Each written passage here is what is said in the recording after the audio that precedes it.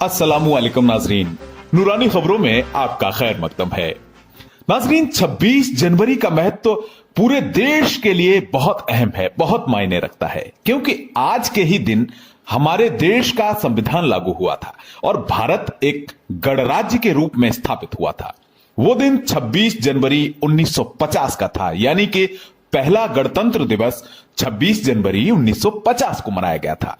लेकिन नाजरीन, आपको यह जानकारी नहीं होगी कि 26 जनवरी का दिन देश के आजाद होने से पहले भी बड़ी शान शौकत के साथ मनाया जाता था। तब इसे स्वतंत्रता दिवस यानी कि आजादी के प्रतीक के तौर पर मनाते थे। यह सारी जानकारी भी हम आपको देंगे, लेकिन उससे पहले नाजरीन, हम आपसे अदबन दरख्वास्त करते हैं कि अगर अभी तक आपने हमारा चैनल नूरानी खबरें सब्सक्राइब नहीं किया है तो वीडियो के नीचे दिए गए लाल रंग के सब्सक्राइब बटन को दबा लें और हमारे चैनल नूरानी खबरों को सब्सक्राइब कर लें। साथ में बने घंटी वाले आइकन को दबाना तो बिल्कुल न भूलें, जिससे कि हमारे आने वाले वीडियो की नोटिफिकेशन आप तक पहुंचती रहे। तो नाजरीन, आइए अब हम आपको बताते हैं कि आजादी से पहले 26 जनवरी को स्वतंत्रता दिवस के रूप में कब, कैसे और किसने मनाया। नाजरीन, ये बड़ी दिलचस्प बात है जो 1930 की जनवरी में घटी। महात्मा गांधी के साथ साथ कांग्रेस के कई बड़े नेता ये महसूस कर रहे थे कि भारतीय जनता में स्वतंत्र होने की चेतना को एक लहर की तरह प्रभावित करने के लिए एक खास प्रतीकात्मक दिवस की जरूरत है। एक ऐसा दिन जब पूरा देश एकजुट होकर एक ही समय प्रतीकात्मक ढंग से अपनी स्वतंत्रता और स्वराज का उद्घोष करे, ताकि ब्रिटिश हुकूमत पर एक बड़ा दबाव बनाया जा सके। महात्मा गांधी ने अपने अखबार यंग इंडिया में एक लेख प्रकाशित किया और इस दिन को कैसे मनाया जाए इसकी पूरी रूपरेखा भी पेश कर दी। गांधी जी के मन में इस तरह के दिन की एक परिकल्पना लंबे समय से चल रही थी। उन्होंने लिखा, इस दिन की घोषणा सारे गांवों और शहरों में एक साथ एक ही समय की जाए। एक साथ एक समय पर ही बैठकें और सभाएं हों, ढोल नगाड़े बजाकर मुनादी करके इस दिन का व्यापक प्रचार किया जाए। दिसंबर 1929 इस दिन लाहौर में कांग्रेस का अधिवेशन हुआ, जिसमें दो बड़े फैसले लिए गए। पहला, पंडित जवाहरलाल नेहरू को कांग्रेस का नया अध्यक्ष चुना गया और दूसरा, भारत को पूर्ण स्वराज प्रस्ताव की घोषणा की गई। इसके तहत यह तय किया गया कि जनवरी के आखिरी रविवार को पूरा देश स्वतंत्रता दिवस के रूप में मनाएगा। जनवरी का आखिरी रविवार 26 तारीख को पड़ रहा था। इस तरह देश ने पहली बार आजाद होने से भी पहले 26 जनवरी 1930 को आजादी का दिन मनाया। इस दिन को याद करते हुए जवाहरलाल नेहरू ने अपनी आत्मकथा में लिखा है, हमने ये दिन पूरे उल्लास के साथ मनाया। पूरा देश अंग्रेजों से आजादी चाहता था और देश की आकांक्षा इस दिन के सैकड़ों आयोजनों में बिजली की तरह दौड़ती दिखाई दी। कलकत्ता, मुंबई, दिल्ली और लाहौर ही नहीं, बल्कि देश के कई छोटे शहरों में भी हजारों की तादाद में लोग जमा हुए। उन्होंने एक साथ एक ही समय भारतीय झंडा फहराया और पूरे शांतिपूर्ण तरीके से इस प्रतीकात्मक दिन को मनाया। अंग्रेज सरकार इस दिन की राष्ट्रव्यापी सफलता को देखकर हैरान थी। लोगों का अनुशासन देखने लायक था।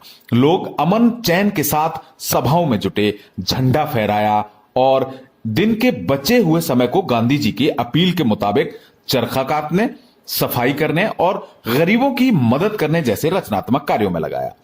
उसके बाद यह परिपाटी बन गई और 26 जनवरी आते ही लोग इसे स्वतंत्रता दिवस की तरह मनाने लगे। लोगों में 26 जनवरी का उत्साह स्वतंत्रता दिवस की तरह दिखाई देने लगा। स्वाधीनता संग्राम के नेताओं की तरफ से अपीलें होती, अलग अलग तरह के कार्यक्रम होते, झंडा फहराया जाता और स्वतंत्रता के गीत गाए जाते। अंग्रेजों की गुलामी कर रहा भारत अगले 17 सालों तक 26 जनवरी के दिन को आजादी के दिन की तरह मनाता रहा।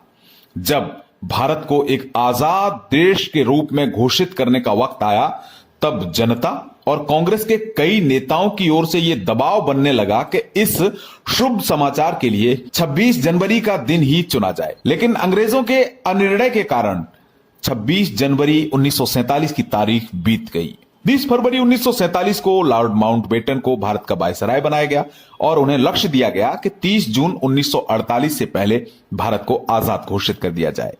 लेकिन भारत विभाजन को रोकने में नाकाम होने के चलते माउंटबेटन को चीजें अपने लिए बिगड़ती दिखी और 26 जनवरी 1948 तक प्रतीक्षा करने के बजाय उन्होंने 15 अगस्त 1947 को निर्णायक तारीख के रूप में चुन लिया।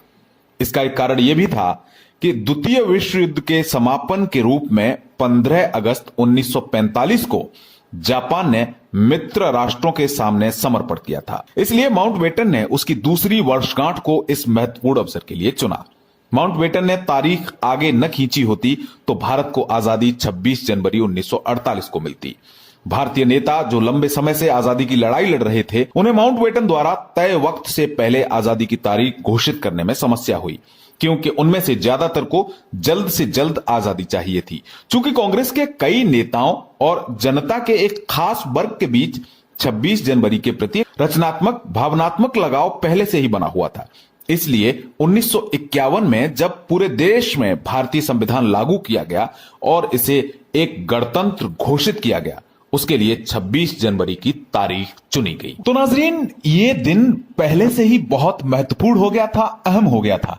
इसीलिए तत्कालीन भारत की सरकार ने इसी दिन को गणतंत्र दिवस के रूप में चुना और तब से लेकर आज तक 26 जनवरी को गणतंत्र दिवस के रूप में हम मनाते आ रहे हैं।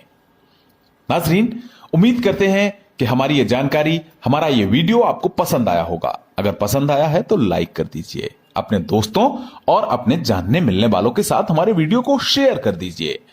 आपकी राय, आपके कमेंट्स, आपकी सुझाव, आपकी शिकायतें हमारे लिए महत्वपूर्ण हैं। आप अपनी शिकायतें और अपने सुझाव हमारे साथ कमेंट बॉक्स के जरिए साझा कर सकते हैं। अल्लाह हाफिज।